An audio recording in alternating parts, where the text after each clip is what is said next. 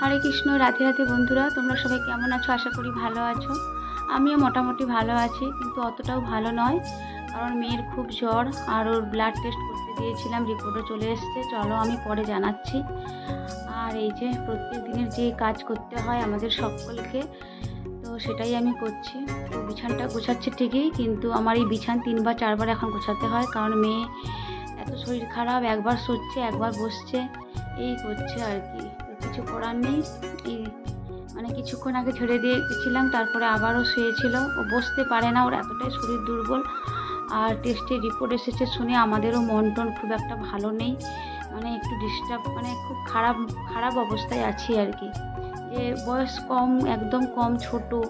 তো ওরে এইটুকু অবস্থায় যদি এইরকমই হয়, তাহলে পরে কি হবে? তো জানি না কি হবে, দেখা যাক। এতদিন তো বুঝতে পারতাম না, শুধু ওকে বলতাম আর